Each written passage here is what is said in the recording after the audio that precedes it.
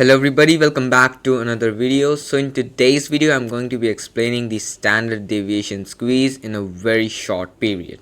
Okay, so I'm going to be using the wave 7 60-minute time frame because I was seeing that currently we are in a squeeze. I'll try to explain the squeeze later on and what it does. So we are in a squeeze, so I thought that we should be using this as an example.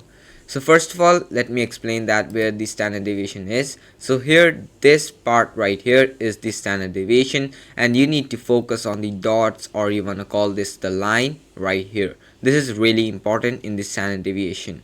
And here, the golden zone you see is the squeeze. Okay, we'll come to that part later on. So first of all, let's talk about these dots. You see these dots are red in this region right here, looking at my cursor. That is because the price is below the vector. Okay, and if the price is above the vector, you're gonna see that these dots turn green. Okay, so it's trying to show the overall price action on the standard deviation. Then next up, you need to be focusing on the standard deviation squeeze, that is the golden zone. The golden zone or the standard deviation squeeze simply tells you that the market is preparing for a volatile move. That's all. Okay, that's all it's trying to show. Right here, the market is in the squeeze. So it's trying to show that, okay, we can expect a more volatile move right here. Okay, same thing right here. Okay, and then the volatile move right here. Okay, same thing right here. Same thing right here. Okay, so that is all it's trying to show.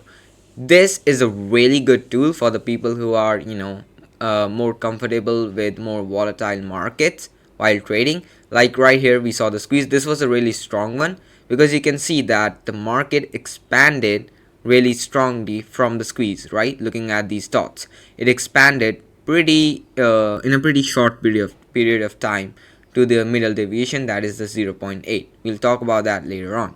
Right, so this was a really strong move with the squeeze, right, that you need to be focusing on. It doesn't happen all of the time, but whenever the market is in the squeeze, just think that, okay, this is my time, I need to trade. Or maybe if you do not trade volatile markets, this is the time you need to stay away from the market because it's gonna give you a more strong or volatile move, if that makes sense.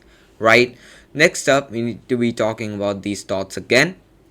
Wherever these dots or this line right here goes flat or forms a reversal, one of the two things happen. Either we're going to see a reversal, right, or we're going to see some sort of consolidation. Why?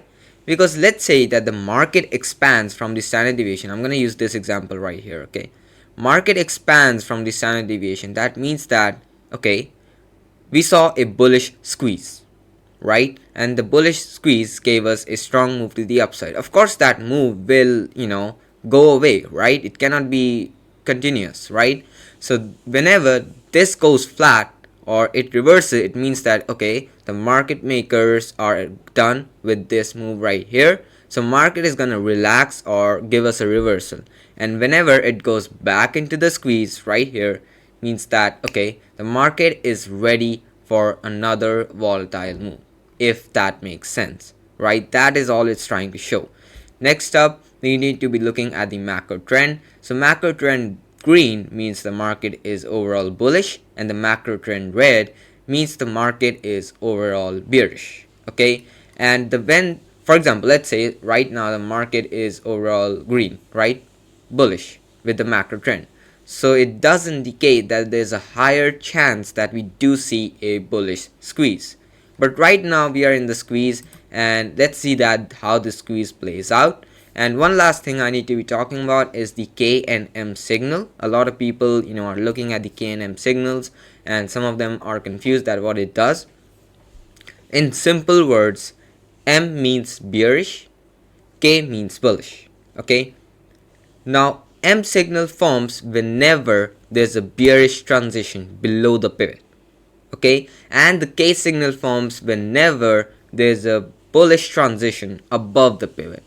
I will mark it on this chart right here, okay, for a better explanation, and then you guys can look at it. Okay, I need you guys to do your own homework on this stuff because me just explaining to you right now is not gonna make a lot of sense until you go to your own charts and look at different stuff, right? I also saw a squeeze on the ES on wave 3 daily, and I'll try to show it right now.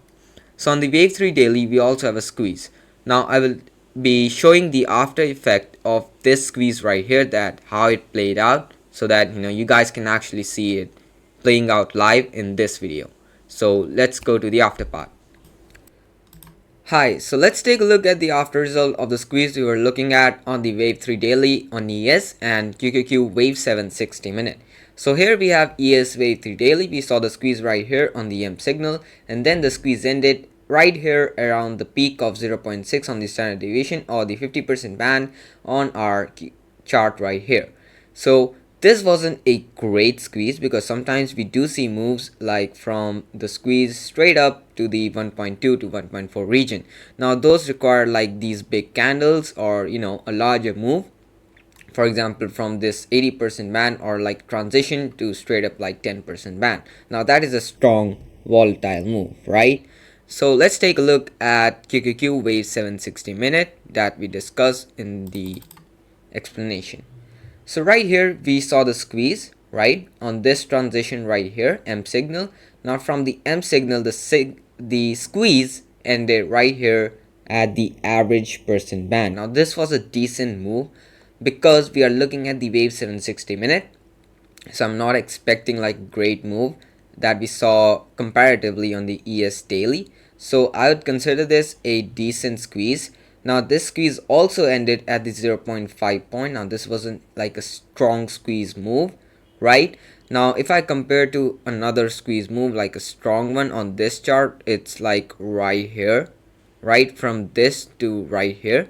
Basically this move happened in a very short period of time, right?